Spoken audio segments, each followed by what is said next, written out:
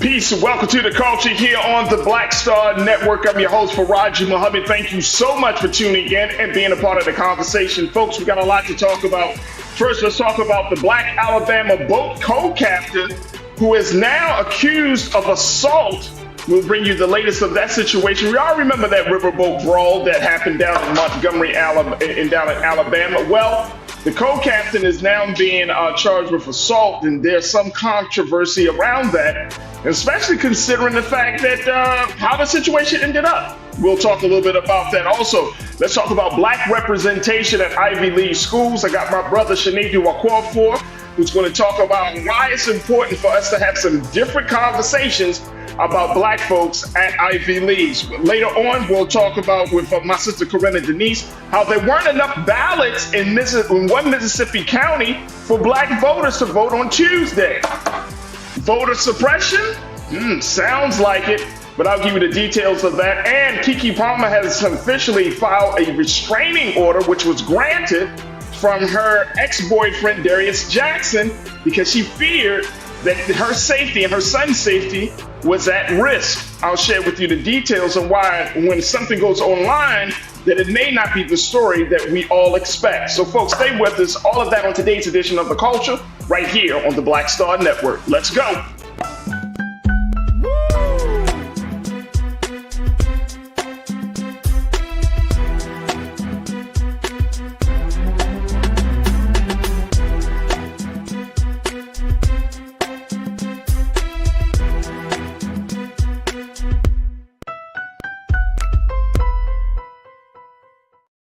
All right, folks, welcome to the culture here on the Black Star Network. I'm your host, Farajii. Thank you so much for tuning in and being a part of the conversation. And more importantly, happy Friday. Can we get a little horns with that? Because it is Friday. Come on, Lise. Come on, team.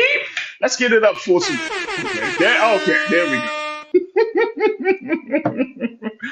Man, oh man, I'm so happy that you're joining us. Folks, we're streaming live on a number of different platforms. First, our home platform of blackstarnetwork.com. Make sure you do your due diligence. Support us here at Black Star Network as we continue to create content and power of movement on the digital space.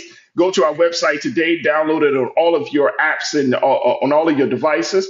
And you can do that for free. And certainly follow us on social media under Black Star Network.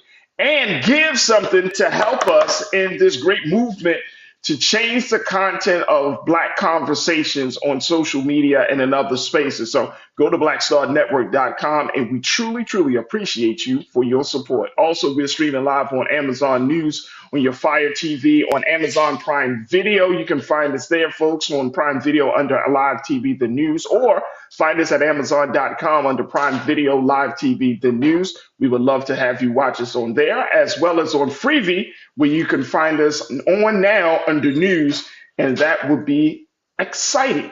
Thank you so much for your support. And we're also on Plex TV 24 hours a day, 7 days a week. All right, folks.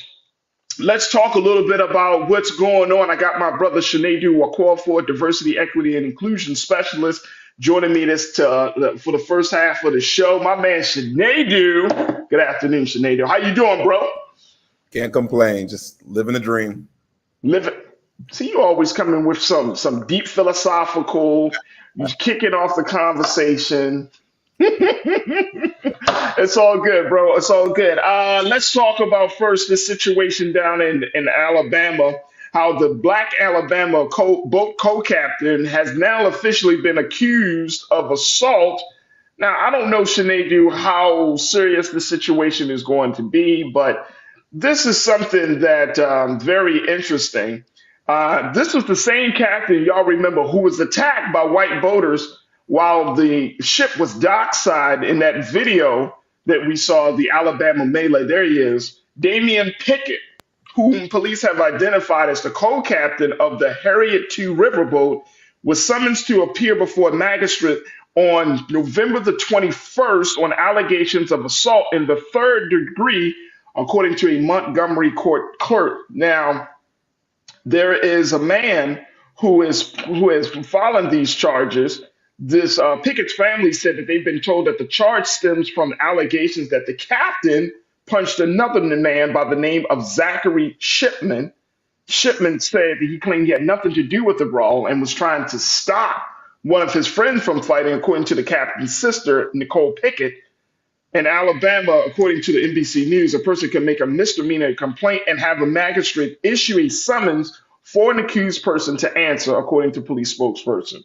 What is this all about, brother Sinead? This man is now being charged with now being accused rather of assault after that situation. I mean, I think it's appropriate to use the words of our good president, currently Joe Biden. This man who was, quote unquote, unprovoked and attacked, he should have all rights to defend himself, right? No matter Facts. in the way. So it's unfortunate that that man was a bystander to the whatever, but how is he supposed to know that when he is trying to protect himself when he's being ganged upon? And I would even push further. I'm not a lawyer or a legal expert. If you were trying to break it up and maybe, let's say, quote unquote, save the man and not help the other folks, wouldn't you be kind of on his side? Wouldn't you be on his physical side? Because I feel like what he's doing now, this white man, is he's trying to run some game on this brother. And I want people to be clear. This is not Montgomery that is suing this man. The city has not made any charges. This is literally these individuals. And I think what's important here, under the guise of everything else that's going on in the world, it's like in the moment we were getting excited over chair guy and people getting their ass whooped and all that. But then which always happens in situations like this, media buzz dies down and then shit like this happens. I have really good legal representation, but I think he should be able to use self-defense as his story. Oh, absolutely, bro. And I think that once they see the whole situation, I mean, I don't know how far. And you made this point. The city, Northern Montgomery Police Department filed those charges, according to the police.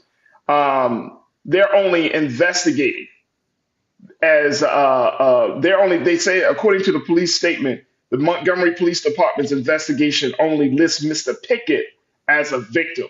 So this is a white man that's trying to use his privilege, trying to use the moment right now of trying to bring this black man to some quote unquote some account. Even though we saw the video, the whole country saw the video. Mm-hmm. The whole country saw the video. Very clear. And when you see the other shirtless voters coming into this frame, when the captain threw his hat up. And got in. I mean, what y'all expect? People act like, look, man. When a man threw that hat up, man, look, he up in his face, and you see this situation. Now he looks like he walking a way. He trying to handle the situation, right? I guess some words are being exchanged at this point. He's still trying to figure this thing out. Y'all remember this video is actually much longer than this whole situation is much longer than what we've seen on video. Mm-hmm. There was some stuff happening beforehand. There was some stuff happening way up to this moment. Again, if he looked like he was going to commit an assault and he's trying to explain to the man, like, look, you got your boat, I'm trying to move my boat, you're not listening to me. Man, this is baseless. This is absolutely baseless. And I hope, what I really, really hope is they ask questions about the state of the man who is trying to accuse him. Because if the state of that man, if he was inebriated, then I don't think he has a case. If he had any alcohol in his system compared to the person who was working, where is your case? It becomes baseless. And I think that's what's going to happen as more details. But then again, this is Alabama. And hey, you said the same thing that ABX girl checking in. ABX girl, good afternoon. Thank you for checking in. You said that as well, ABX girl. This is Alabama being Alabama. I mean, this is Alabama being, hey, look, I don't know, look. Sinead, you know it and I know it. You got to take a quick pause. Mm-hmm. We know that at the end of the day, Alabama still got those racist roots, man. Absolutely. They still got those racist roots. And, they're making progress in some areas, but then in a moment like this that was highly high profile, which was actual, was racial, it's of course this is Alabama being Alabama. Folks, I gotta take a quick pause when we come forward. We just getting started here in the culture. We're gonna continue the conversation with my brother Sinead, who's culture crew member for the day, for the first half of the show. And let's talk a little bit, not just about this brawl, but I want to talk about this other situation of black representation in Ivy League schools. Get your take on it, get your Navy's take. Let's have a conversation about how we can change the culture there as well. So stay with us. We got a lot to talk about in the first half of the culture right here on the Black Star Network.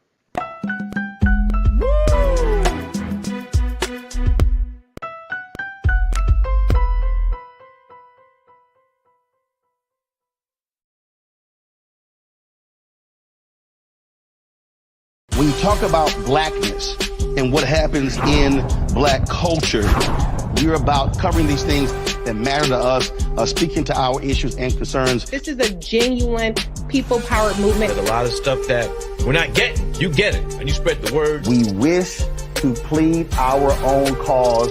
Too long have others spoken for us. We cannot tell our own story if we can't pay for it. This is about covering us. Invest in black-owned media. Your dollars matter. We don't have to keep asking them to cover our stuff. So please support us in what we do, folks. We want to hit 2,000 people, $50 this month, raise $100,000. We're behind 100,000, so we want to hit that. Y'all money makes this possible.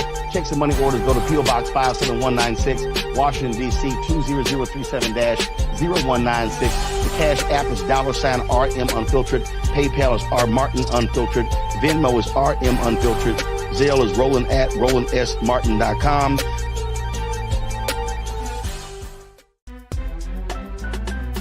I'm Farajii Muhammad, live from LA.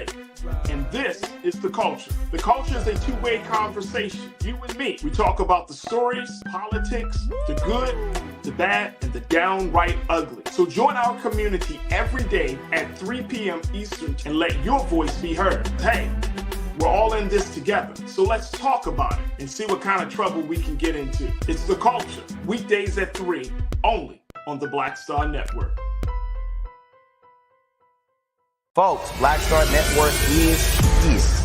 Oh, no punching! I'm real revolutionary right now. Support this man, Black Media. He makes sure that our stories are told. Thank you for being the voice of Black America, Roland. Stay black. I love y'all. All momentum we have now, we have to keep this going. The video looks phenomenal. See, this difference between Black Star Network and black-owned media and something like CNN. You can't be black-owned media and be scared. It's time to be smart. Bring your eyeballs home. You dig?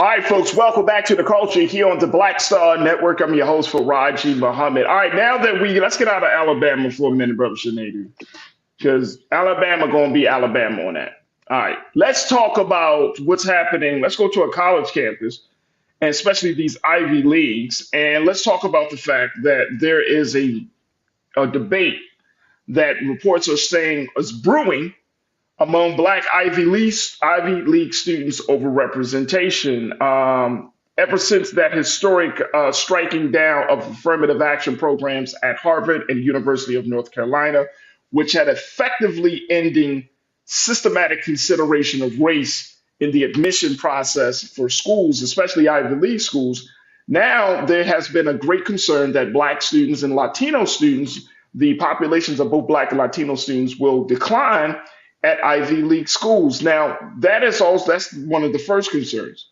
The second concern is something that is more nuanced.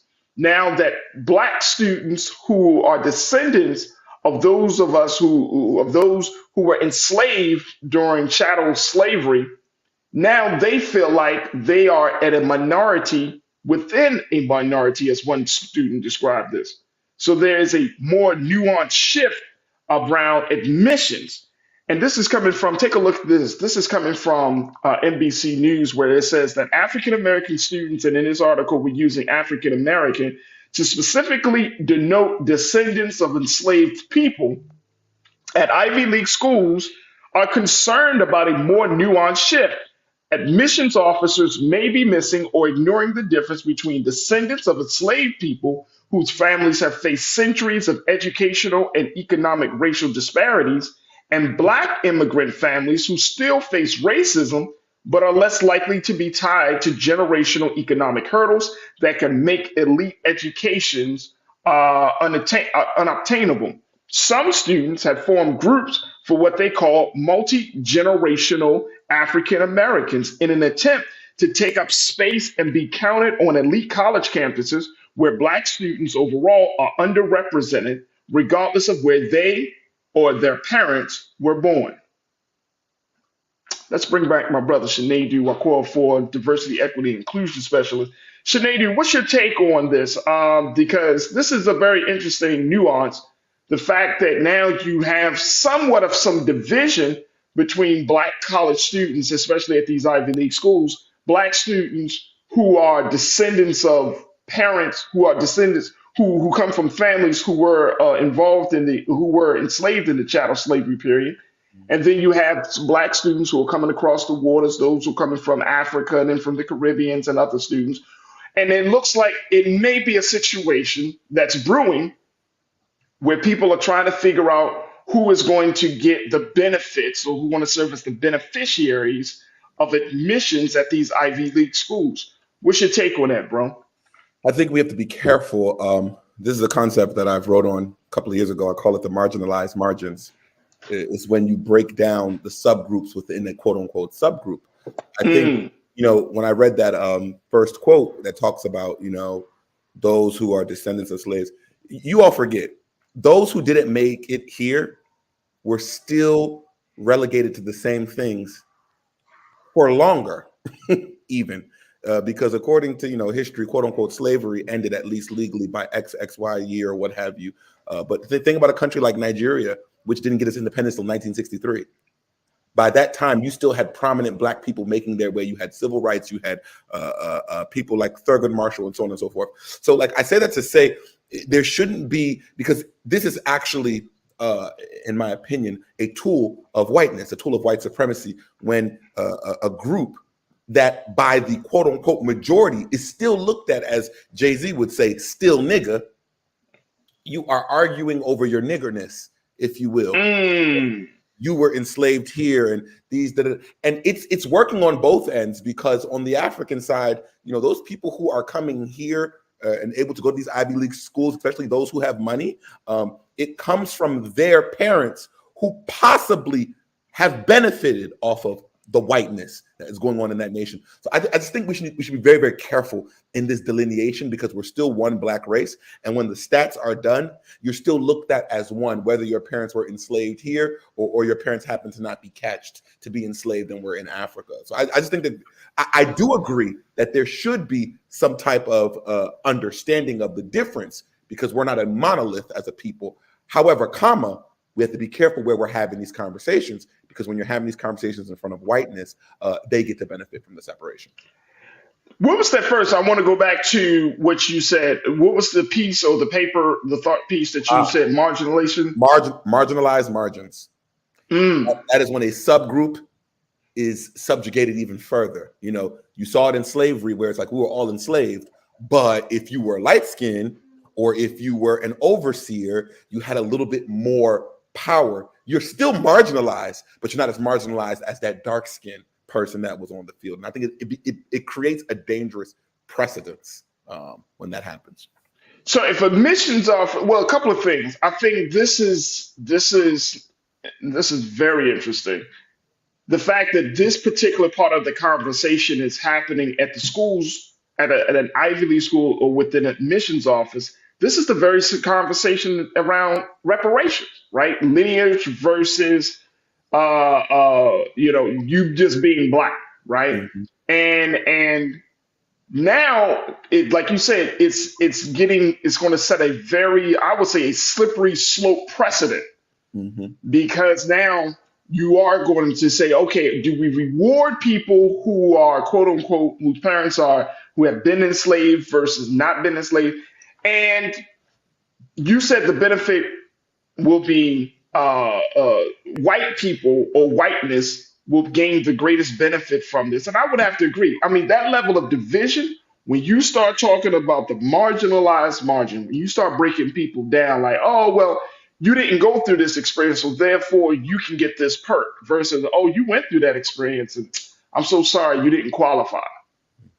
And it does. It opens up a huge, like Pandora's box in my mind, Brother Sinedu, that now imagine you being a black student and you feel like, you know what, I'm a black student from the States. My parents were descendants of slaves, and I can't take advantage of this stuff. This is very, very interesting, folks. I want y'all to join me in the conversation, crew. I got to take another pause. When we come forward, let's continue to talk about this in more detail. What's your take on this nuance within college admissions that affects Black representation at Ivy League schools, where now Black students do feel like they are going to be divided? You have some Black students who come from parents and from families who were descendants of enslaved people, and then other Black students who are coming across the waters, but he may not have been enslaved. They're still feeling the effects of white supremacist racism, but at the end of the day, they may still get ahead. And how this will play out within the community and especially for the culture. So share your thoughts as we're streaming live on Roland Martin's YouTube page. And of course, stay tuned. We still got a lot more to talk about regarding this topic here on The Culture on the Black Star Network.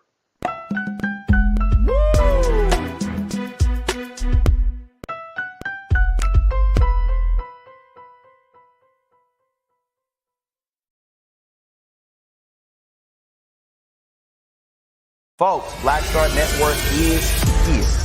Hold no punches. I'm real revolutionary right now. Support this man, Black Media. He makes sure that our stories are told. Thank you for being the voice of Black America, Roland. Stay black. I love y'all. All momentum we have now, we have to keep this going. The video looks phenomenal. See, there's a difference between Black Star Network and Black-owned media and something like CNN. You can't be Black-owned media and be scared. It's time to be smart. Bring your eyeballs home. You dig?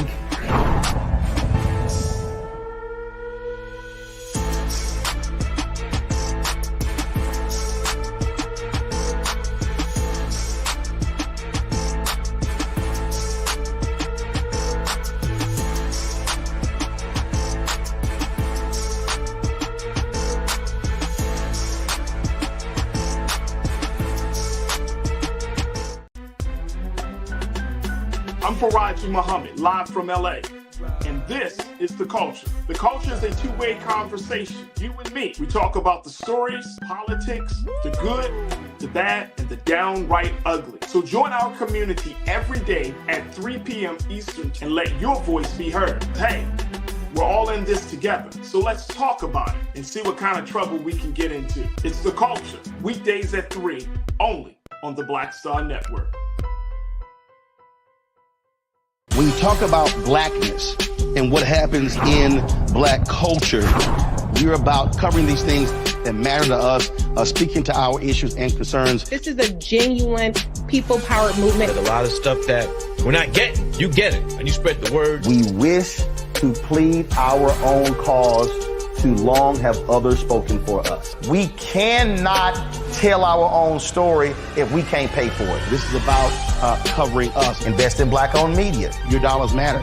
We don't have to keep asking them to cover our stuff. So please support us in what we do, folks. We want to hit 2,000 people, $50 this month, raise $100,000. We're behind 100,000, so we want to hit that. Y'all money makes this possible. Checks and money orders go to P.O. Box 57196, Washington, D.C. 20037-0196. The Cash App is $RM Unfiltered. PayPal is R Martin Unfiltered. Venmo is RM Unfiltered. Zelle is Roland at RolandSMartin.com.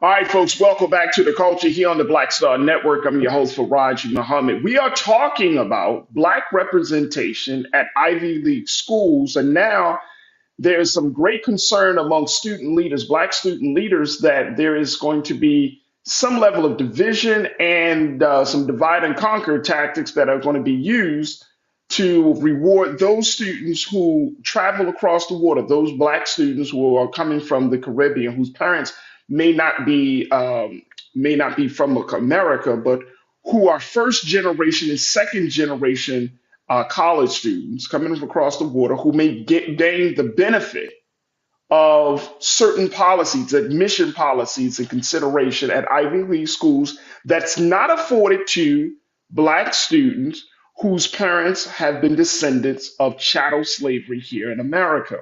And this is the big conversation that is surrounding the discussion about reparations in this country, the lineage argument, as my sister Lana puts in the chat today, that this is all about race, and that she said this point, and I'm going to bring my brother Shanidu back into this. But she made a point. She said, if you are going to award based on race, then all races can sue. This is 100% a lineage argument. I wish we as a collective would push lineage, and once proven, we argue for impact for all. Let's bring my brother Shanidu Wakor Ford, Diversity, Equity, Inclusion Specialist, back in. This is a lineage argument, brother Shanidu.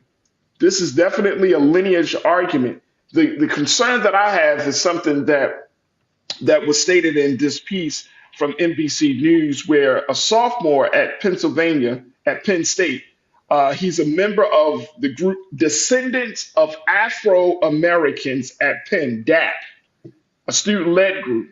He was asking the question, just thinking about the amount of African Americans that will be let in next year or the following years to come, is the percentage going to decrease? That's the biggest concern.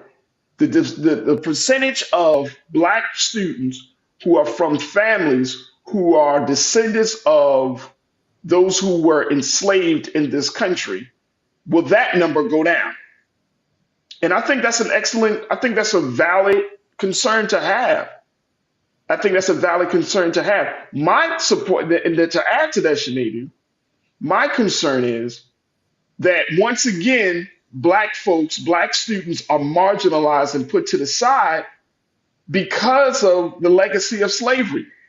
If any one of us whose family has who are descendants of slavery, we should have the red carpet rolled out to us. But instead, we're being penalized just because we come from a certain family that was involved in a humanitarian crisis that affected the rest of the world. But once again, in our current system of government here in America, in capitalistic system of government here in America, you're still seen as if it's not enough. You're not worthy.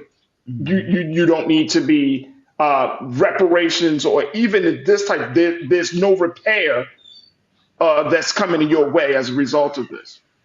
Am I looking too deep into this, bro? What's your take? You're not. And although I think this is a real big problem, if I'm going to be, can I be real, Farajii? Man, be real, bro. Always be real. I think all of this shit is white still. And Yeah. I think what we should really be concerned upon is why we're putting all of our energy into something that's not for us, when there are over 104 institutions of valor that are literally designed just for us, that are designed based on that condition that we went through of not being able to be looked at as an equal person. And it then asks me, it then begs me that question. This interest in Ivy League, and I do believe in equity and equality, that's important, but does this have anything to do with thinking that white ice is cooler? Because we do have a myriad of successful people. You know, we all clapped and got excited for Robert F. Smith when he paid that debt for the Morehouse students. That's a Morehouse man. Oprah Winfrey went to a HBCU, as did P. Diddy, and so on and so forth. And I say those examples is because if you want to say, okay, well, success rate, look at what HBCUs in particular graduate. Because, okay, you get in. Let's change this thing. Okay, you get in. Let's say the number increases for those who are of enslaved African Americans. Okay, You get in. Now what? You get into a society that still doesn't want you, that you will now have to conform to because you are the minority. Okay. And more importantly, if your dad or mom doesn't have $1 million to put on a building, you really aren't going to get the things that you need. And even then, you're still going to be in the confines of people who don't relate to you. I think this Ivy League conversation has, for me, it has gotten to a point where I keep asking myself, once upon a time, Ivy League, you needed an Ivy League to make a run up in this world. But again, the vice president of this country is a Howard University graduate. Like, is that not enough to show that our institutions are just as competitive, if not better? And I get it. We want equality. We want equity. I get that. But I also don't want to force myself into places where people don't want me there. Because I didn't come to this world to labor. And I don't believe that we should be live in this laborious ideology of I'm going to have to fight, when there are places where you don't have to do that. Quillia Mission, you checked in and said, and good to hear from you, Quillia Mission. You said this is a win for African Americans, a big win. Do not obfuscate this basic fact because of your perpetual victim mentality. You agree with that, Sinead? No. Me neither. I don't agree. Because if it's not a win for everybody Black, it's not a win. Because at the Right. In the great words of Issa Rae, I'm rooting for all people Black. That's what I'm saying. Because 9 times out of 10, whether it's that Black person from Africa or that Black person from Mobile, Alabama, we're trying to make a way for us. And I think it doesn't matter who's quote unquote doing it more or who's doing it less. But it's, to me, I think what matters most, whether it's more African, because guys, do you know who's not having this conversation? Who? Asians. The indigenous Asians are not arguing with the Asians coming in from Cambodia, from China, from Taiwan. They're not having this conversation. You know why? Because when you are a complete together community, it doesn't matter what country you're coming from or what area, if you're indigenous, first generation, whatever. It's about, we're doing this for the bigger overall Asian community. I think the real issue here is that Blackness is not in unison worldwide when it comes to things like this. And we have to talk about that, because when Freddie Gray died or when Alton Sterling died, no one in Africa was saying that this is not a person from Mali, Guinea-Bissau. It was like, this is a Black man. And when things were happening in Africa, we all said, we're one Black. Why does it change here? Why does it now become different? Again, I think, and I know we got to take another pause, but I think this has been a cultural sticking point for years, bro. And I know with you being your family coming from Africa, you probably heard this literally all your life, right? Like, you're not black. We say stuff like that in the culture, like, no, you're not really black. And that's, I think it's always funny, because I always say to myself, like, shit, man, we here in America. Like, how many Black people in America are black, considering how the slave master was violating Black women, impregnating Black women, right?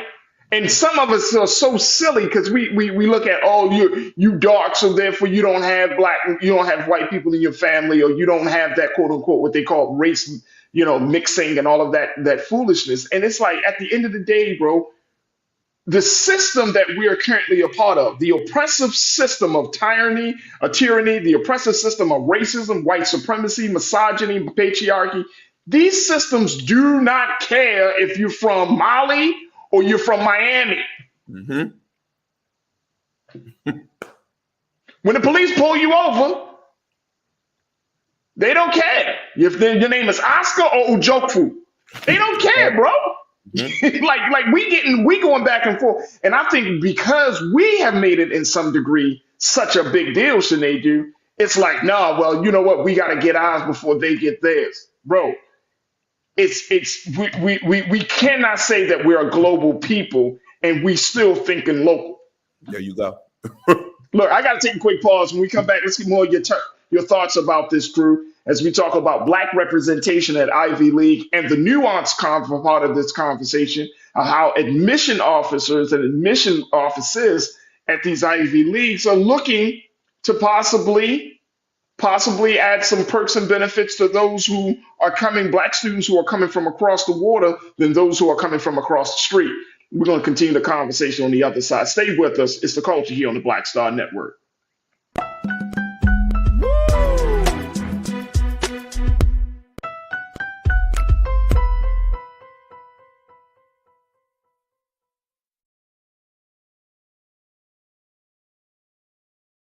Black Star Network is here. Oh, no punch! I'm real revolutionary right now. Thank you for being the voice of Black America. All momentum we have now, we have to keep this going. The video looks phenomenal. See, this difference between Black Star Network and Black-owned media and something like CNN. You can't be Black-owned media and be scared. It's time to be smart. Bring your eyeballs home. You dig? When you talk about blackness and what happens in Black culture, you're about covering these things that matter to us, speaking to our issues and concerns. This is a genuine people-powered movement. There's a lot of stuff that we're not getting. You get it, and you spread the word. We wish to plead our own cause. Too long have others spoken for us. We cannot tell our own story if we can't pay for it. This is about covering us. Invest in Black-owned media. Your dollars matter. We don't have to keep asking them to cover our stuff. So please support us in what we do, folks. We want to hit 2,000 people, $50 this month, raise $100,000. We're behind 100,000, so we want to hit that. Y'all money makes this possible. Checks and money orders go to P.O. Box 57196, Washington, D.C. 20037-0196. The Cash App is $RM Unfiltered. PayPal is R Martin Unfiltered. Venmo is RM Unfiltered. Zelle is Roland at RolandSMartin.com.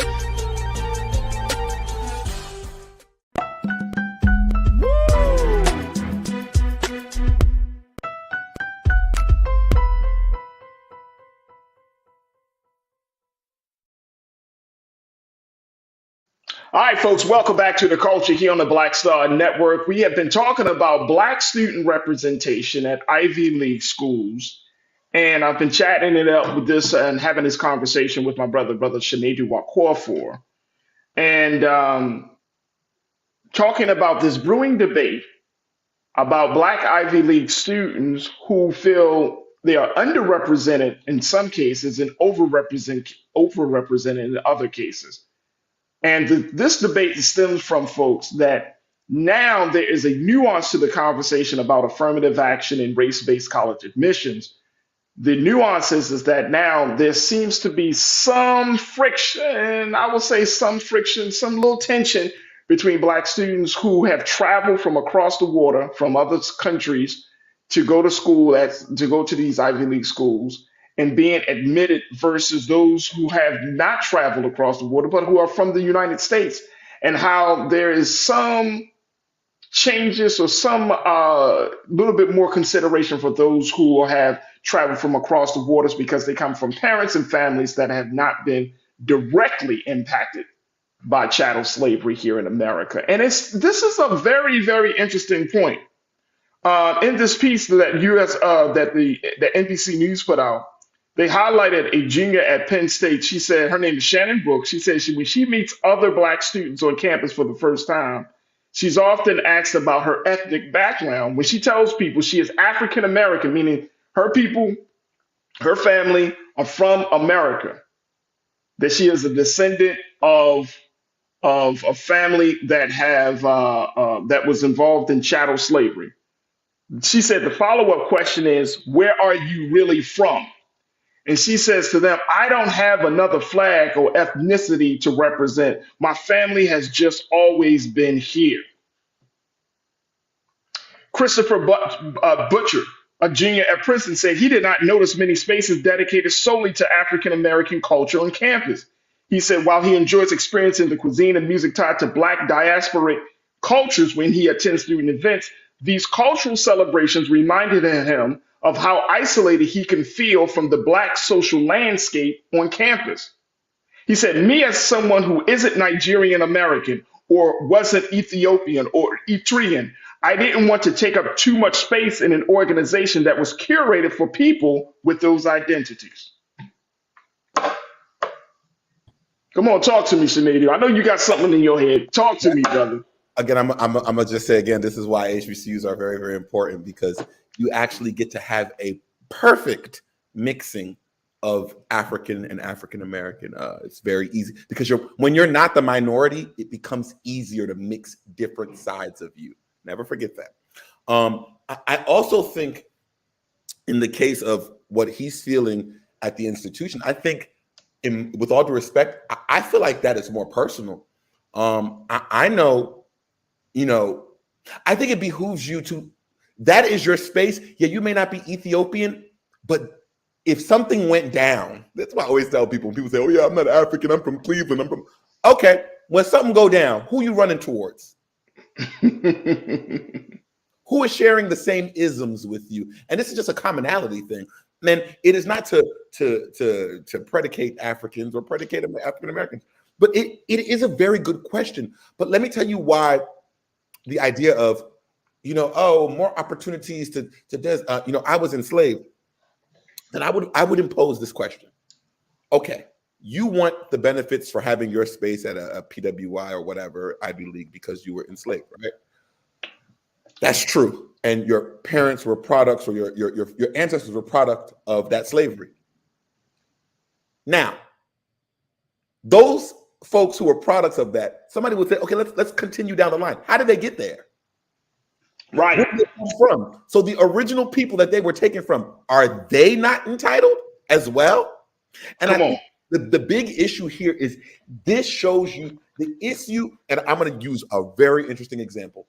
The issue here is that when it comes to Black culture, and remember, Black is what combines all of the melanated people together, because that's a concept that came up about 30, 40, 50 years ago. Black has not been a forever term, but it was a symbol of resistance that put us all together, would make somebody from South Africa and South Side Chicago feel the same. Feel seen. Right. The issue is, with our culture of Blackness, through slavery, through segregation, whatever, there has been this huge thing of them over there and them over there. You even see it with the upper echelon African Americans who believe that they're different from the poor African American. I will give you a great example. Look at the Jews.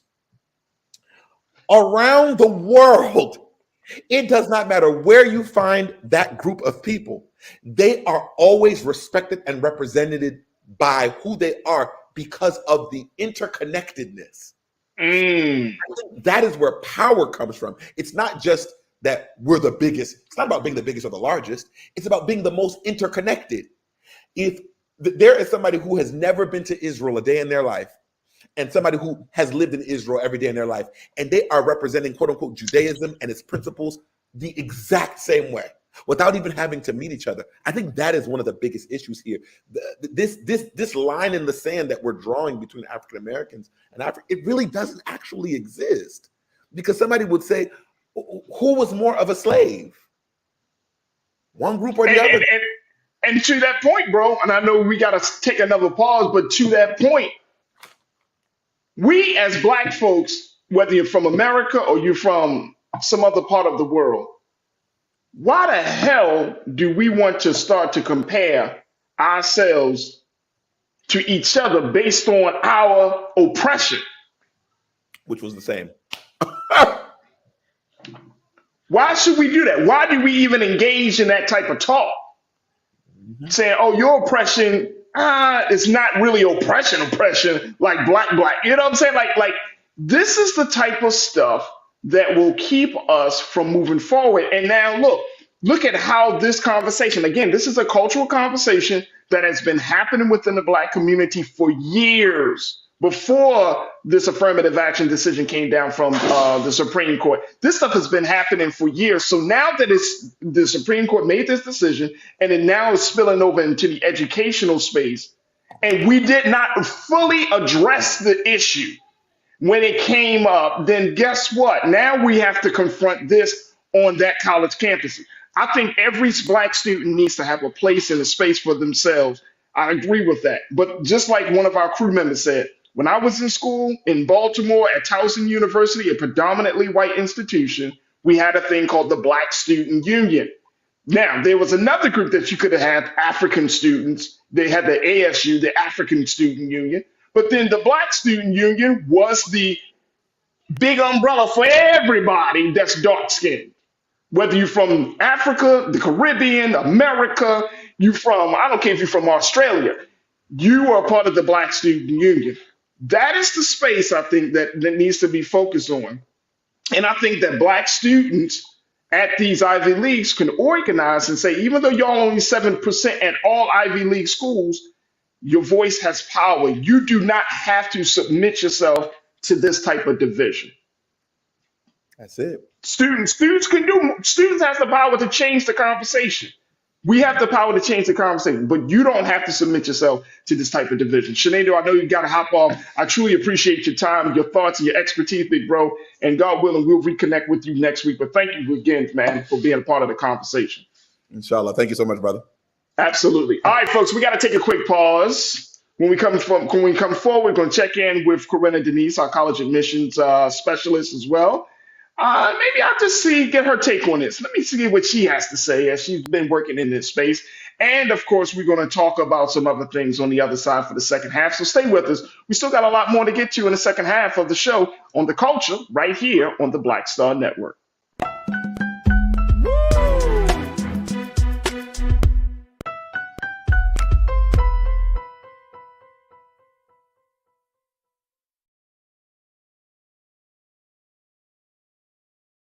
Pull up a chair, take your seat. The Black Tape with me, Dr. Greg Carr, here on the Black Star Network. Every week, we'll take a deeper dive into the world we're living in. Join the conversation only on the Black Star Network.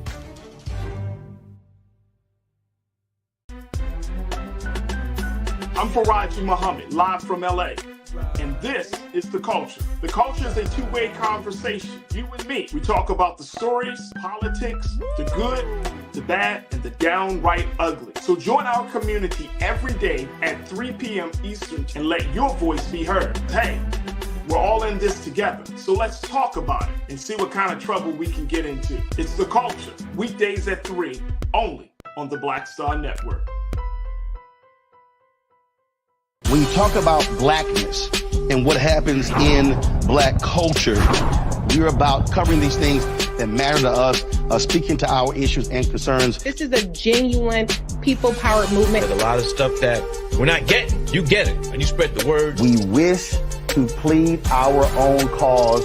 Too long have others spoken for us. We cannot tell our own story if we can't pay for it. This is about covering us. Invest in black-owned media. Your dollars matter.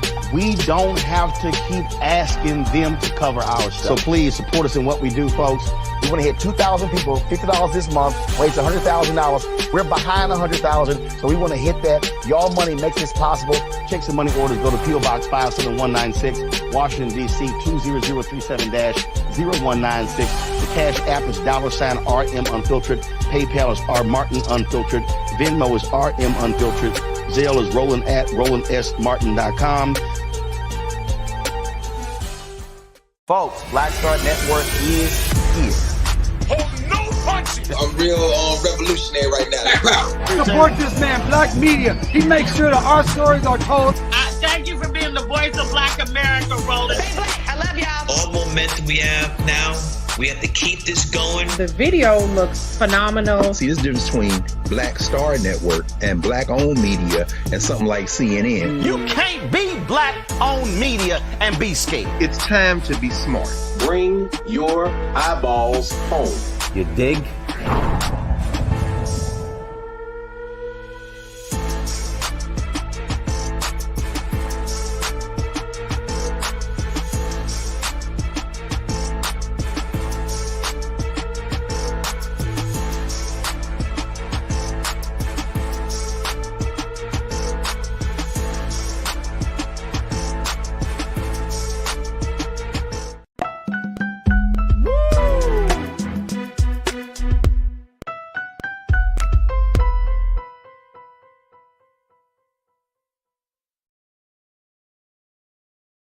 right, folks, welcome back to The Culture here on the Black Star Network. I'm your host, Farajii Muhammad. Thank you so much for tuning in and being a part of the conversation. We're just having a fantastic show for a fantastic Friday. Folks, we're talking a little bit about Black student admissions, Black student representation at Ivy League schools. And I wanted to carry this over because, this is right in the wheelhouse of my Next Culture crew member and contributor, Corinna Denise, as she works in the college admissions. And I'm gonna be real with you, Corinna. When we were producing the show, I was like, should I toss this to Sinead because he's in diversity and equity inclusion? Should I toss this to Corinna? So I was like, all right, let me kick it off with Sinead and then bring Corinna in, and because I know you got a lot of insight on this situation. But I appreciate you and I thank you again for joining us on Fridays, as you have been doing. And I love your hair, first and foremost. I love your hair. The curls are popping. Your curls are giving. This is a wash and go, Took a while to achieve this look without doing twist outs, but this is wash and go. Oh, man, there we go. All right, Corinna, let me get your take. Let me pick your brain about this whole Black student representation piece, right? You are actually a college admissions officer. You do this. This is what you do, but you've been working in the educational space for some time, and educational equity is a huge part of the work that you do. Mm-hmm. How do you see this? How do you see this? Because if Black students are being divided based upon their family history and their lineage in school spaces and at Ivy League schools, such as your Harvards and your Yales and your Princetons and everything, right? And these schools are saying, okay, well, there's no more affirmative action. There's no more Supreme Court decision that forces us to accept based just on race. So now we can accept based on whatever metric we want to use. Mm-hmm. And then once again, Black students from this country are feeling less seen. Black students in this country feel like they are part of a minority. Black students in this country, as I'm pointing out, how one sister said it in the NBC report, I don't have no flag to show you where I'm from. I'm from America. So when I say I'm African American, when people say, well, where are you from? And I say I'm African American, they're like, no, but where are you from? And you're like, I'm holding up the same flag that's been kicking my ass and oppressing me. Mm-hmm. Mm. So how do you see the situation? How do we bring some sense of some equity into this? Well, I'll definitely say it's a fine line, right? And just for our audience members, I have worked on both sides of the spectrum. I've actually worked in college admissions, and I've worked on the flip side directly with high school students, parents, and families to walk them through the process of actually getting accepted into college and all of the things. So my view is very 360 per se, but especially when it plays into race, it's from my experience, Farajii, I mean, they're looking at you, they're already going to other us, okay? It doesn't matter if you're Black American, African American, African from the Caribbean, you are considered in their eyes Black. So just to piggyback off of what Sinead spoke to a little bit earlier, it really gives them that power, right? And we have to be really careful about how we're discussing it, depending on the space that we're in, because, they already did a hell of a job dividing us in the first place. Oh, let's go back to that, right? So pitting us against each other, that's why we have colorism. That's why, even just to give you a quick example, like what was formerly Hispaniola, a whole island, Haiti and Dominican Republic, you would think they're two different sides where they're so against each other. But I say all that to say, they're not going to really fine tune it to look at specifically what type of Black you are or where you're from in the Caribbean. You just, quote unquote, in a sense, don't necessarily belong. But I also will say, despite the overturning of affirmative action, there are still a lot of schools, and they have yet to be seen if they're followed through on this, who have stated, despite affirmative action being knocked down by SCOTUS, we're still going to continue our holistic approach or view when we are evaluating applicants. Now, of course, other things do definitely play into this aside from just race. You know, a lot of things could be timelines to when you're Mm-hmm. applying. You know, the earlier the better, because the admission cycle gets more competitive as they're enrolling students into that incoming class, right? They have more people to compare you to. So the stakes are high. So, you know, there's so many other things in addition to race, and they're not just evaluating an applicant saying, okay, you're this, we're definitely going to pull you in and meet your quota. There are other things they're looking to see that you have, right? Test scores, leadership, you know, what did you write in your essay? And oftentimes they won't necessarily know those specific details of your background outside of race in reference to like ethnicity and nationality, unless you're actually conveying that in some sort of addendum to your application. Maybe they asked you to submit some sort of diversity statement or to go into more specific detail about your background, you know, outside of just checking that box, what your race is, or you know, origin per se. You know, everyone looks at it differently. It might say race, ethnicity, you know, we know the things, right, when we're trying to check these boxes. And then sometimes we're just like, well, what do I even check? Because someone's asking this and someone else is asking that. But yeah, we really have to be careful, especially in certain spaces, how we're discussing this, because it just gets convoluted. You know, why do we have to break it down specifically to where you're coming from when essentially, again, to Sinead's point earlier, it was the same brutal experience. It just happened in a different part of the world.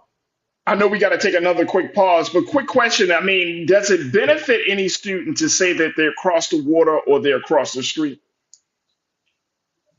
I mean, in your college admissions, does that No. when an admissions officer takes a look at your essay or your you know, they have that interview, does it do admission officers and say, you know what, you know, I mean, by him coming from across the water, he's really showing that he is serious and he's ambitious and he's focused on his education.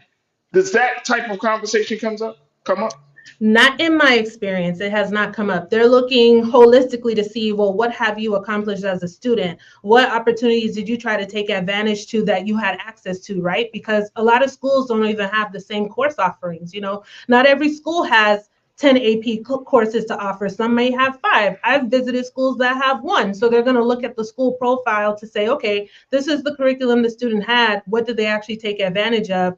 What clubs, what organizations are at their school? What did they participate in? So I haven't come across that. I don't want to say that hasn't happened, but in my career, that's been over about 15 years now, I have never seen in my experience where someone is saying, you know what, this particular person, they're coming from quote unquote, and I don't even like using that, Farajii, across the water or from the Caribbean, Right. you know, they stand out, you know, more so than maybe someone right here in this country, another Black American.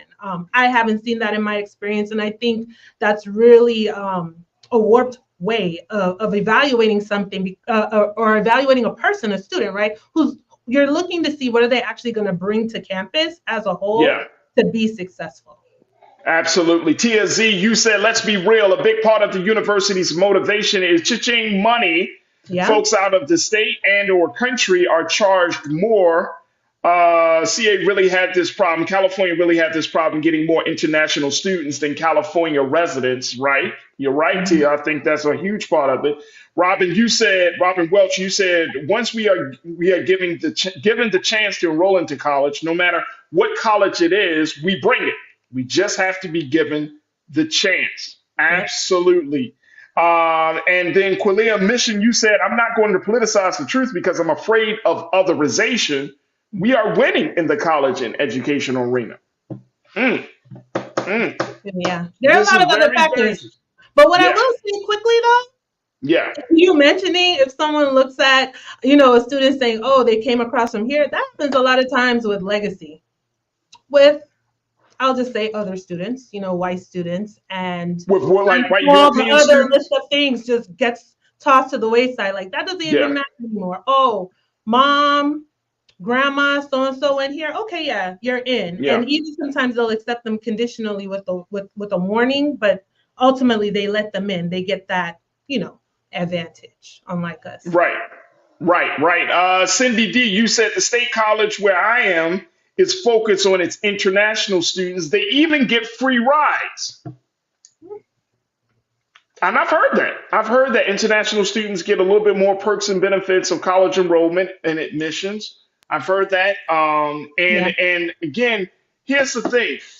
We know this type of division can come from institutions, and we know this type of division exists, folks. What I think that we have power to change is how we have the conversations among us as a people, and then two, that we don't create this barrier, Right. that we do see ourselves as one, whether you coming from across the water, whether you coming from the states, like we create this conversation. And I think that a lot of these schools, like, it's interesting because folks act like schools didn't pay attention to what that great Supreme Court decision was all about, like they didn't look at the devil in the details of that decision. And they know that that type of conversation, the cultural division currently exists. They know that. They know Absolutely. that. So it's we can't be, and I'm saying we as black folks in this country, we Right. can't act like, man, like, oh, this is just among us. Hell no, this ain't just among. Nothing is among black folks by black. Come on, even if, regardless of the platform, the medium, the type of Yes. conversation. When Yeah. Black America has a conversation, whether we're talking to ourselves or talking to people outside of ourselves, guess what? Everybody still tunes in. Everybody still listens. And you know what, quickly, because I know we got to go to Yeah. break, but you know how Yeah. we often have to push and say, black folks are not monolithic? It's almost as if, I dare say, they do see us as monolithic, right? Where they will group us all into that one category and not separate us. And that in itself has created so much division that it kind of feels like we're taking it a step further beyond, the overall consensus of affirmative action being knocked down to now we want to break us down as a people into now all these other additional subcategories to get an education. And just one more thing quickly, just to piggyback on the HBCU conversation, I love HBCUs. But here's the thing, as a college counselor, I've often struggled, how do I get my kids there? Because I'm getting them in, but then costs, that's why, my friend had to create the scholarship plug, trying to create awareness and get scholarships for students. Location, I'm an inspiring lawyer. I want to go to law school, but I'm here in Florida. I would love to go to an HBCU law school. There are only 6. And right now, my life just doesn't afford me the luxury to just pick up and move. So sometimes it's just accessibility too. So, the dollars, if they're there, then we can get our kids to go away. Someone in California might not necessarily have access to an HBCU. They have to go, to the other side of the country, and that's not always feasible. So it's not that they don't always want to go, but access is something that we really have to create a pathway to get more of our students to go, because they want to, but there's some other blockades there that we're working to clear up. Absolutely, absolutely. Look, we got to take another quick pause. When we come forward, we're going to shift gears on the conversation, folks. Let's talk about how Mississippi precincts actually ran out of ballots for Tuesday's election day, and how county election leaders are not answering the big question of how did this happen? How did you run out of ballots? And some are calling this another form of voter suppression. And we're going to be checking in with Corinna, and I would love to hear what you have to say on this as we talk about this issue on the other side. Plus, let's talk about Keke Palmer, how she has filed for a restraining order and was granted one from her ex-boyfriend, Darius Jackson, saying that he was abusive and she feared for the safety of herself and her son. But there's a little bit more to this conversation that I want us to have a discussion about. So we'll discuss that as well. So stay with us. Still a lot more to cover here on The Culture on the Black Star Network.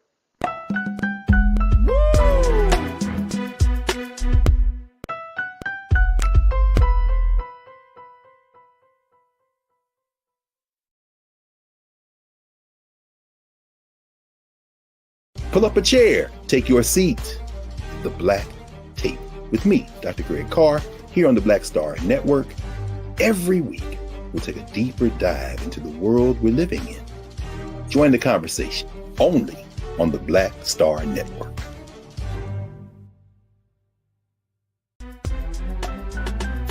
I'm Farajii Muhammad, live from LA. And this is The Culture. The Culture is a two-way conversation, you and me. We talk about the stories, politics, the good, the bad, and the downright ugly. So join our community every day at 3 p.m. Eastern and let your voice be heard. Hey, we're all in this together, so let's talk about it and see what kind of trouble we can get into. It's The Culture, weekdays at 3, only on the Black Star Network. When you talk about blackness and what happens in black culture, we're about covering these things that matter to us, speaking to our issues and concerns. This is a genuine people-powered movement. There's a lot of stuff that we're not getting. You get it, and you spread the word. We wish to plead our own cause. Too long have others spoken for us. We cannot tell our own story if we can't pay for it. This is about covering us. Invest in black-owned media. Your dollars matter. We don't have to keep asking them to cover our stuff. So please support us in what we do, folks. We want to hit 2,000 people, $50 this month, raise $100,000. We're behind 100,000, so we want to hit that. Y'all money makes this possible. Check some money orders. Go to P.O. Box 57196, Washington, D.C. 20037-0196. The Cash App is $RM Unfiltered. PayPal is R Martin Unfiltered. Venmo is RM Unfiltered. Zelle is Roland at RolandSMartin.com. Folks, Black Star Network is here. I'm real revolutionary right now. Support this man, Black Media. He makes sure that our stories are told. Thank you for being the voice of Black America, Roland. I love y'all. All momentum we have now, we have to keep this going. The video looks phenomenal. See, there's a difference between Black Star Network and black-owned media and something like CNN. You can't be black-owned media and be scared. It's time to be smart. Bring your eyeballs home. You dig?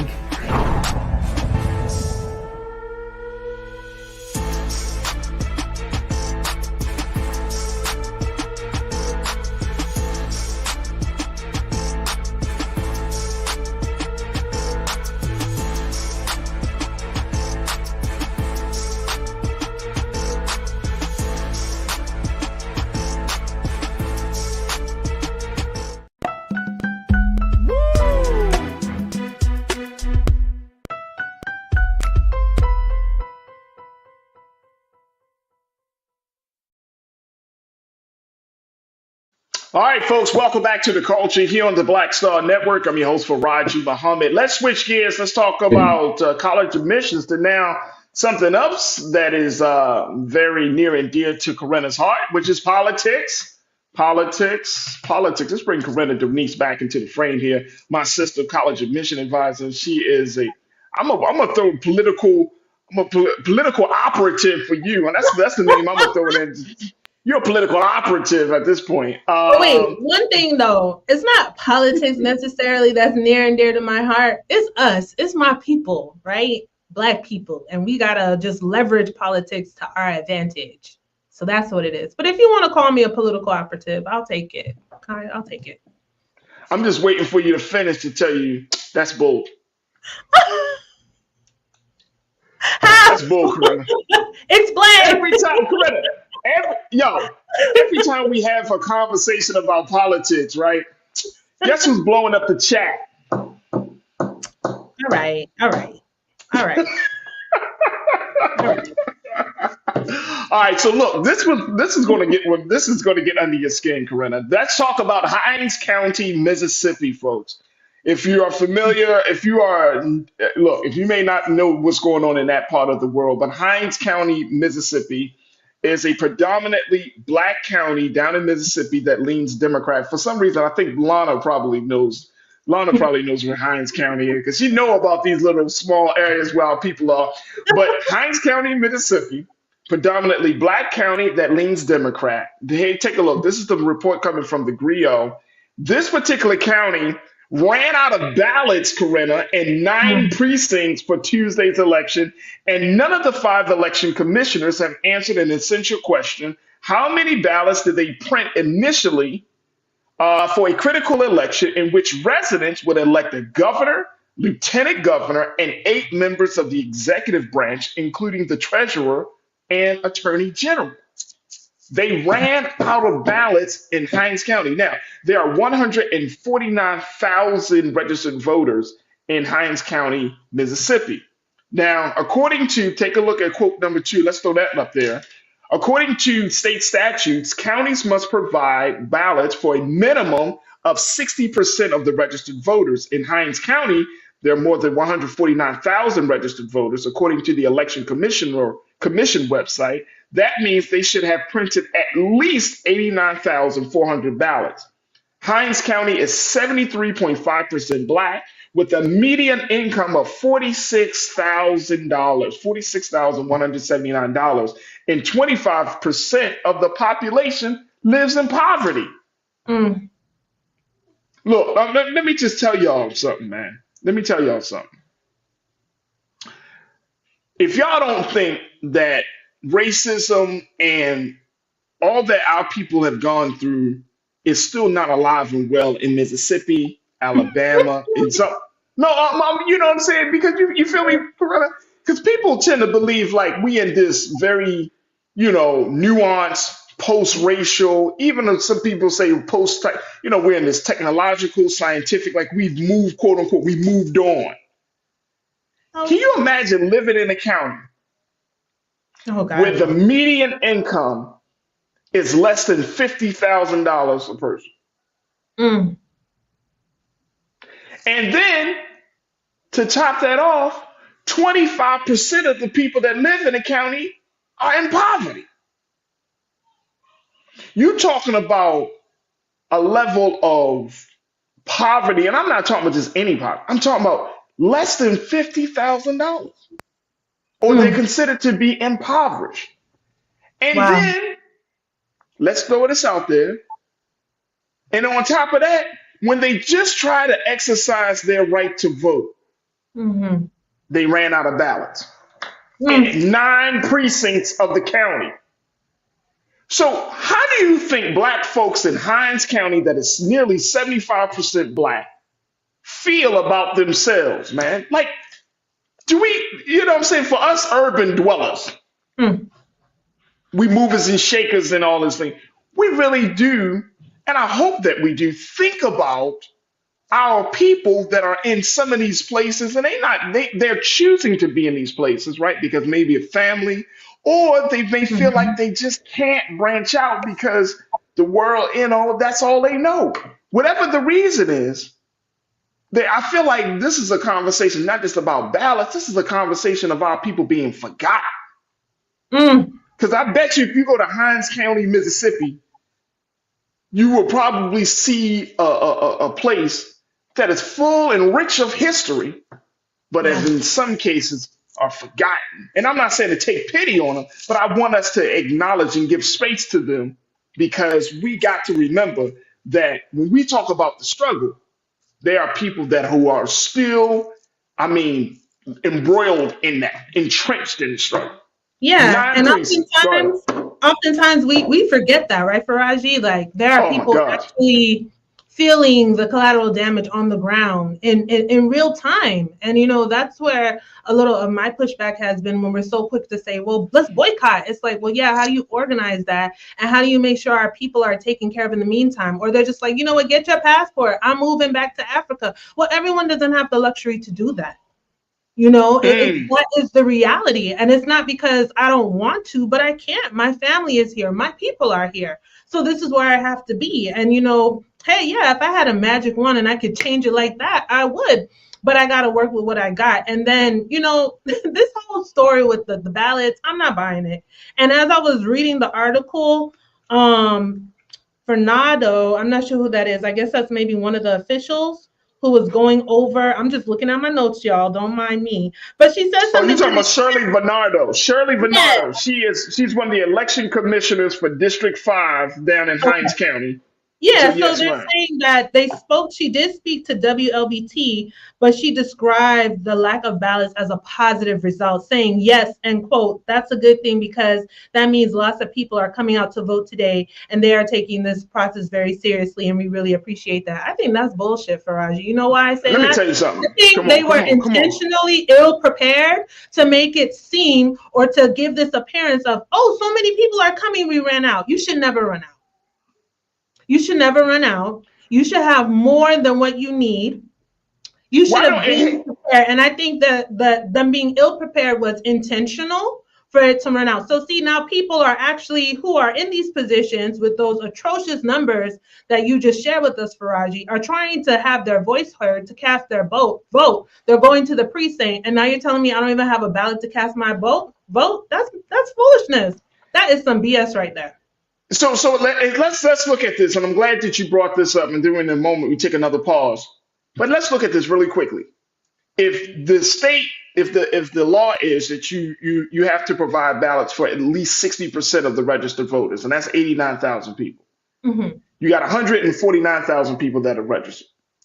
So you mean to tell me you are just doing management stuff? You are just doing minimum requirement stuff.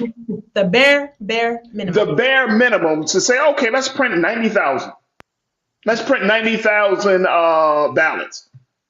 And then they run out, and then you're like, well, I mean, it's a good thing because they're not. No. How many ballots did you actually print out? That's the big question. Right. See, if you printed out 150,000 ballots and then you ran out, that's one thing. You could be like, oh, all of the registered voters, you got new registered voters. But if you printed out 90,000 ballots, but then 100,000 people came out to vote, then that's just a form of suppression. Mm-hmm. That means that you really weren't expecting a lot of people to come out to vote because these are pivotal races. I mean, these are pivotal. Governor? That's one of the most pivotal races you can vote for. Outside of mayor. Right. And council people, I mean, the governor makes a huge play. The lieutenant governor. Then you have in this particular county, and I told you Lana knew what she was. I knew Lana, we're going to talk to small town Lana. And she's small town. She's small town. She knew this. She said Hinds County is Jackson, Mississippi, which is the capital of Mississippi. How the hell in the capital of Mississippi do you not have enough ballots for all the precincts? Either you were banking on either you were banking that people weren't going to get involved, or there's just some poor leadership. But something got to give. There's no way to work. You should be having so many. Some of everything. Poor leadership. You were banking on people not coming out. And then, again, for that comment to be made by Bernardo to say, I think this shows that so many people wanted to come out to vote. Like, I think it was a setup. It was intentional to not be prepared so that when all the folks showed up, you wanted to make it seem like a whole bunch of folks were coming out to vote. Like, I don't even know if those numbers are accurate. You know what I'm saying? I think it's just to be appealing to the eye to make something seem what it really isn't. I think that is what the intention was. And this whole thing was just on purpose. And that governor's race in Mississippi was very, very important. But unfortunately, they still got that racist in the governor's mansion, but Hey, look, very quickly, Lori Parks, you checked in and said, so what happened? Did the voters get a chance to vote? If not, I would personally sue because I couldn't vote. Ooh. Now, look, now that's a great idea, Lori. The thing is that if you are part of a county that does not, that is already facing a bunch of challenges, you're already embroiled in a bunch of struggles, political struggles, economic struggles, right? You may not go that far. You may just be like, man, damn, I tried to vote and I couldn't vote, so therefore I didn't vote. So, it is what it is, maybe the next election cycle. And here's the question. Can you really say that whoever was voted in for that election, that it was a vote of all the people? Because now you're talking about disrupting the integrity of the whole voting process. And if a group of people who came out to vote and they was not allowed to vote, then can your election to the office be considered legitimate? And boom, there it is. And you know what? I think Lori has this is in the county legal recourse they do have, right? Hopefully maybe one of those groups like Black Voters Matters, we have Equal Ground here in Florida, a lot of them who have gotten involved and have brought cases, for many different things, gerrymandering and the sort, to sue, right? To take legal action against these egregious acts from our so-called leaders or whatever we want to call them. But yeah, this is, I'm not buying it. You didn't just have a outstanding turnout. You intentionally withheld enough ballots because you And knew even what if they voted, because my team is telling me that they ran out of ballots around the 2:45 mark, and I got to take a quick pause. But then there was some reports saying that they ran out of ballots as early as 9 a.m. Damn. They ran out of ballots as early as 9 a.m. I saw that. Yep. They said on Tuesday, black residents had a difficult time voting. People stood in line for hours. Some voting sites ran out of ballots by 9 a.m. and other sites had potential voters fill out paper ballots while in line. It'd be interesting to see maybe some of the other counties in Mississippi, some that might be more predominantly white, kind of looking at those numbers to see the preparation there. That would be interesting. Balance, right? To kind of compare. And that would be, and unfortunate, I'm not throwing this out there, but they said the locations that ran out of ballots included Pineview Baptist Church, Wildwood Baptist Church, Northside Baptist Church, Haven Baptist Church, the Clinton YMCA, and St. Thomas. So out of 7 locations, 5 of those 7 were churches. Man, y'all trying to screw black folks over. Let me take another quick pause. When we come back, more conversation with Corinna about this, and let's talk a little bit about Keke Palmer. Stay with us. It's The Culture here on the Black Star Network.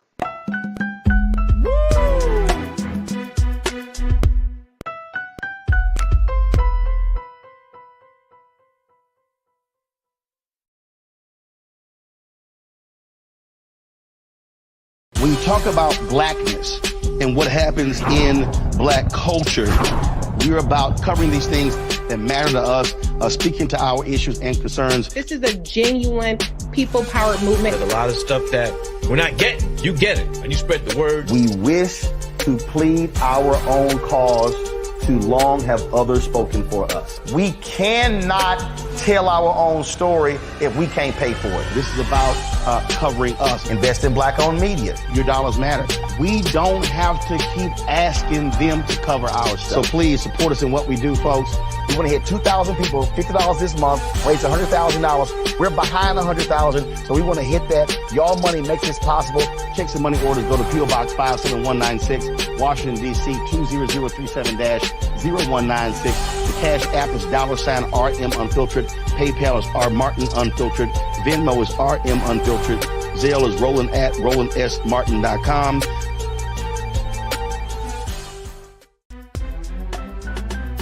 I'm Farajii Muhammad, live from LA.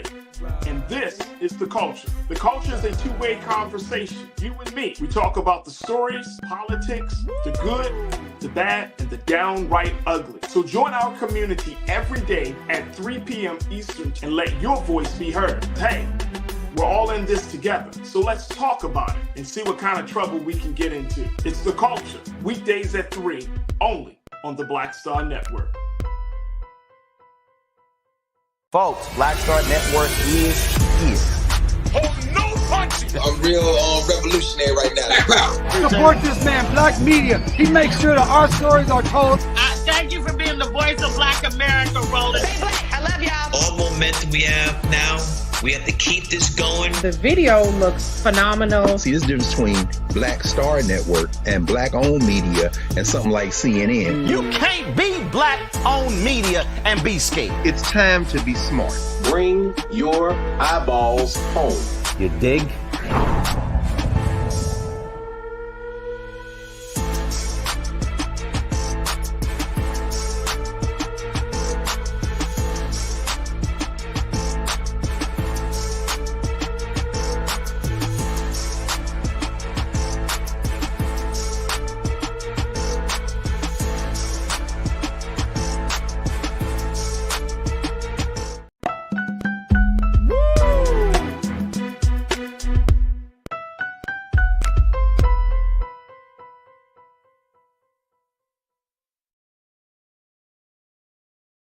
All right, y'all. Welcome back to The Culture here on the Black Star Network. I'm your host, Farajii Muhammad, joined by my sister, Corinna Denise, culture crew member, college admissions officer, activist, political operative. She getting it in today, y'all.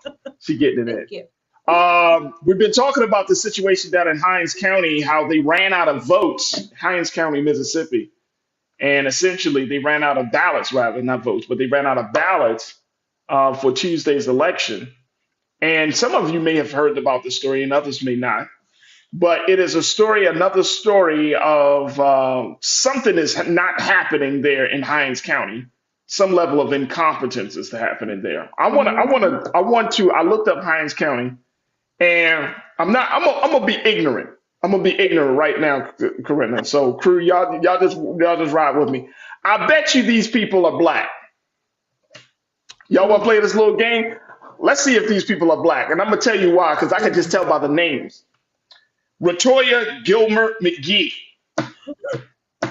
Wait, it's not funny, but Farajii gonna make me. Look, these are. I bet you. Let's play a game, y'all. I bet you these people are black. The election commissioners. These are the 5 election commissioners. Let me just tell you, because this is absolutely insane. As much as we talk about voter suppression, as much as we talk about getting involved, this should not be happening with so little few people. I mean, 149,000 people. Some of that people, if you live in cities, you got that in single communities, not whole towns, not whole counties, right? So this should not be hard.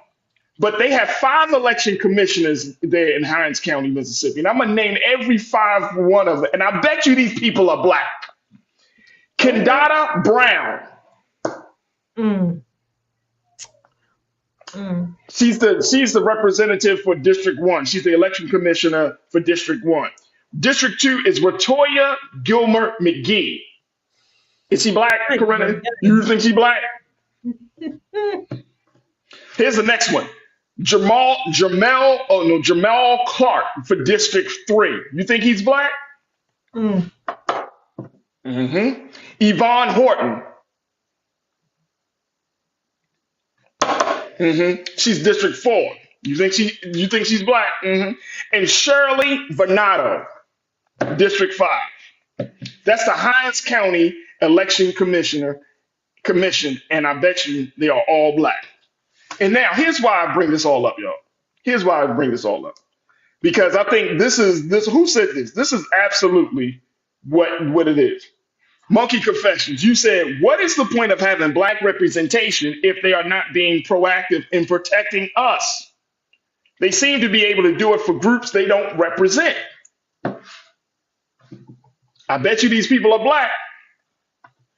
And I'm saying that because this is unacceptable. In 2023, and you read that statement from Shirley Venato talking about, it's a good thing. I mean, I guess people came out. But when the question was asked, how many ballots were printed? Not one election commissioner can say exactly. First thing, how you an election commissioner? How many times does an election come around?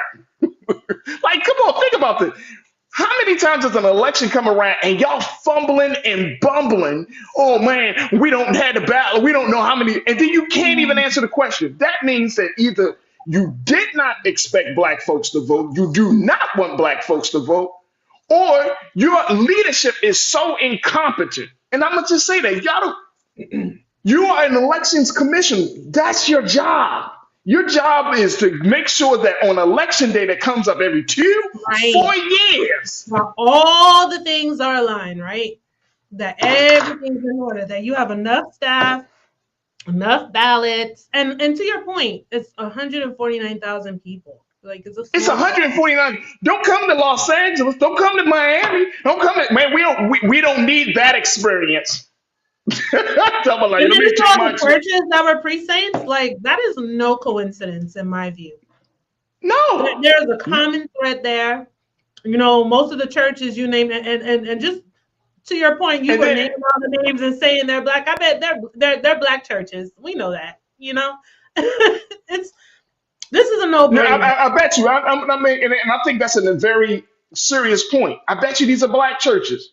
So you got black churches. Now, who are going to the black churches to vote? Unless you got black women, older black women, right? You got black women who probably been election workers there for years, decades, still holding on to the hope. We're going to get our people to come out and vote. And the churches are closest to the community, right? So you got all these churches that when voters show up, they're like, well, we don't have any more ballots and blah, blah, blah. And whether it's 9 a.m., 2:45, whatever the time is, we don't have the ballots. And even if they went about it saying, you know what, let's just put it this way. Even if they went about it saying, you know what, we don't think everyone's going to show up, so we don't really need to prepare based on the number of population, it still doesn't matter. Your job is to make sure you have all the things for the people. And then, you know, your production crew, Farajii, you know, mentioned how, you know, there was a stall in the line from like 2:45 until like 4:15. That's a long time. That's a long time. It's so intentional that, you know, people are probably, you know, running in there on their lunch break or kind of in between running errands and stuff. And it really shouldn't take that long to get in and cast your ballot and vote. But we know that these things are intentional to be deterrents so that we're not voting. And I hope this raises awareness as to why it's so important for us to vote. You know, when we're so quick to just withhold our vote, this is an exemplar right here of why we need to continue to fight for it, because it's not just about, you know, what our ancestors did, but it's what we're living through in real time right now. Like those numbers that you mentioned just a while ago about, you know, the demographics and the population, you know, that speaks to a much bigger issue. And if your voice isn't being heard to select the policymakers to make policy that directly impacts your life, you know, then how do you live? How do you survive? How do you thrive? So we have to keep pushing. But, you know, it's terrible. It's unfortunate. I'm sure that's happened other places. I'm like, man, damn, I'm in Florida and I haven't heard anything like that. Never heard of this. Hey, Corinna, you and I are both in big cities. It's more, if you're talking about a big city, it's more understandable. You know what I'm saying? Like, you know, if more people are registered in a big city or registered to vote, then that's going to drive the numbers. But here's the thing.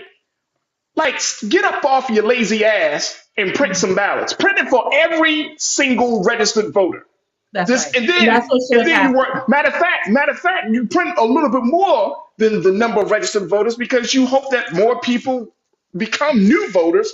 Even the damn airlines overbook. You know, I can't get my carry-on sometimes. Talk about we have a full. You also know who overbooks? No, you should have had. Say it again, Farajii. I said, you know who else overbooks? When you go to the buffet restaurant. If the buffet restaurant overbooks, man, you. Yeah, and guess what? We dissected it enough. It is what it is. We know what we know exactly what it is. Grandma Sings Too. You posted, this is a good lawsuit for the NAACP Legal Defense Fund or the SPLC. I think so. I think you have a great point, Grandma Sings Too. Thank you so much. Cindy D, you said a number of things. You said, where the heck is the DOJ, the Department of Justice? Right. Absolutely. Where's that? But before we even bring in the Department of Justice, let's bring in those organizations like the NAACP, the Urban League. Let's talk about the SPLC. Let's bring in those organizations that can hold our people, and they probably have some presence in those smaller communities. Alana, you tell me if I'm right or wrong on that. If you have, I'm sure there's an NAACP office that's close by in that part of Mississippi. There's got to be something. Farajii says that voting activists are going to meet next week to discuss legal recourse. So sounds like let me tell you the first legal recourse, and I'm glad to hear that. Thank you so much. Let me tell you the first legal recourse. Cut all of the election commissioners. Get new commissioners. Get them all. Yeah, I'm man. sorry. Fire them all. Why did it have to be one of us? All the names you named. But you know what? And guess what? You know what my team said? They all black. How come I'm not surprised? Lord. They're black. Landon Turner, you said I'm not ready to pin this all on the election committee. I'm sorry, knowing what we already know. Yeah, NAACP is already working on a case for Mississippi. It's not all of them. You know, yeah, that's what I was saying. I need some more details. I don't know if maybe they're the ones set up to take the fall because they are the commission. If there's some other pieces to that. Who else would it be? I mean, and I'm not trying to be an ass about this. I'm being very serious. No, I understand. Who else would it be? we need to find out who they report to. Like, I'm just saying it's ironic. Did they set them up for them to take the backlash, the fall? I don't know. But then at the same time, those sentiments, or that, what Venato said about, oh, this speaks to, people are really turning out that we ran out. No. See that? It's convoluted. There's a lie up in there, all up in here. Right. See, when you respond like that, that sounds like, let me cover my ass type of response.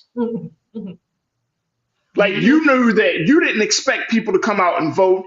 And in some degrees, I've heard this. And look, in Baltimore, we had issues with election integrity, not all the time, but recently, over the past 10 years, there have been issues with elections, right? And I hate to say this, and y'all know what I'm about. Y'all know what the sentiment. Some black folks get so comfortable getting that check because they got a statewide job and they got some sense of security, and they don't go all out for our people when it's necessary, right? Because if you are part of an election commission, if you are part of a commission, if you are the director of the voting board, your role is not, this ain't the 1960s. This ain't the 1970s. This is the 2020. This is 2023. The elections are heavy. They are important. They are critical now that you got to cross all your T's and dot all your I's. There's no way in the world that this is okay.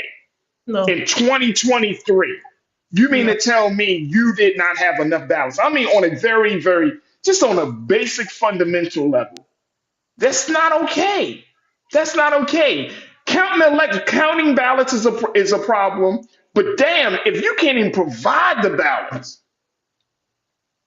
You know what? One more thing, Farajii. I think this speaks to the fact as well that a lot of us need to get involved. Okay, talk to me. And I mean, like, election day, right? To go out and work the polls. Like, oftentimes you see a lot of older people, retired. A lot of young people need to get involved in this effort and actually kind of get an idea, all those transitions. What do these operations actually look like on election day, to kind of be able to call out the things, beforehand, so that we can get a hold of it and prevent it from happening again. And hopefully, and these are also paid positions, right? For the day, to work the polls. So I'm just trying to think of, a way for us to resolve this, kind of having another eye outside of those who are actually put in place, who are supposed to be responsible. So maybe that would, help, maybe, people who are more sharp and can pick up on things more quickly to be like, hey, now, like, you're supposed to have X of this and you only got that. We need to get that corrected immediately, right? Like, someone else to call them out, before it gets to this point, before they ran out, or where they can actually execute their little plan to prevent us from voting. So that's just some ideas that I have, that maybe we can get involved there to kind of see, relegate this thing a little bit better. But yeah, this should have just never happened. And guess what? We're living in a time, and I know we ain't got enough time to go deeper into the statement I'm about to make, but we are living in a time where some black folks don't want other black folks to vote. Like, some black folks are a part of the voter suppression effort. You know what I'm saying? And I've heard some black folks, and I know some of them, like, when it's coming around, like, if you're an election worker or you work in a voting space, and vote and the election comes up, that's a lot of work. There's a lot of accountability. There's a lot of responsibility. I know some of these folks are probably like, man, I don't want to deal with all this, man. I don't want to deal with the counting and all Miss Jenkins is coming back and blah, blah, blah, blah. Look, they're not going to come out to vote. This is not, like, we do get into a space like that with our jobs, not understanding that when you are an election worker, when you are a commissioner, that voting today is just as pivotal as any other, civic engagement activity. Yeah. So it's not, you can't just be like, oh boy, you can't just play it like that. You can't play it like that. Like, because at the end of the day, if these folks don't vote, that could literally be the difference between somebody that's not in their best interest getting into office versus somebody that is in their best Right. interest getting into office. Yeah, because the people who So are of no benefit to us get in there with very little votes. It's not like they win very by little, many. and especially in a space like a Hines County where you only got 149,000. So Right. if you only have 60 or 70,000 people that actually voted and everybody else had to, and then you get a governor or you get a lieutenant governor, or you get an attorney general, or you get members of the executive board that is voted in, but that extra few thousand votes could have made the difference. Yeah. You see what I'm saying? It's a domino effect on all of this. It could have made the difference, and that's what I'm saying. Like, I know Pastor Damon said, Brother Farajii, the voting election seasons happen at different course of times. It's not always 2 to 4 years, right? And that's true because you got to get prepared for that, right? You do have, primaries and all of those things. That's right. But guess what? It doesn't happen every single year. You still have a large gap of time to prepare. Hey, listen, they got more than enough time. They got more than enough time. You mean to tell me you ain't know the election was going to come up in November? They knew. They knew. They knew Farajii. We know they knew. No, you know what I'm saying? Because I hate black folks screwing over other black people. I know. That's the point. I'm like, damn, That's the why point. it be us? Black folks screwing over other black people. Yeah. And then we be like, well, why y'all mad? Because you keep screwing us over. We already get screwed over by everybody else. Now we got to get screwed over by our own people? Because of your incompetence or your laziness or we didn't expect. And then you're gonna come up with some dumbass statement to like, it's a good thing that they ran out of ballots. That was a dumbass. When the hell has that been a good thing? Y'all tell me. Just that statement alone, Shirley Bernardo, that's the dumbest thing you could ever say as an election commissioner. It's a good thing because that means that people are voting, but you can't answer the question as to how many ballots you actually printed out. But you say it's a good thing. Get your ass out of the election commission, man. We don't need it. If you give us that, sometimes. Man. We should be figuring out, well, you know what, how do we get her a job? Maybe someone else needs to have the job. But hey, come on, man. Like, how did we get her job? Yeah. Think. That's all you have to do is think. That's the dumbest statement. Yeah. Yeah. It's one of the dumbest statements I ever heard. I've never heard an election commissioner say it's a good thing that we ran out of ballots because it shows that people are coming out. But you cannot answer the question how many ballots you actually printed. It was the same thing. That is insane to me. But we know better. I know. Oh, my sister Corinna always bringing the heat on Friday. You always bring this out of me on Friday. So, Corinna, thank you so much. Y'all make sure next week. We kind of. Yeah, of course. We always like to spar. We always like to go back. Make sure y'all follow Corinna there.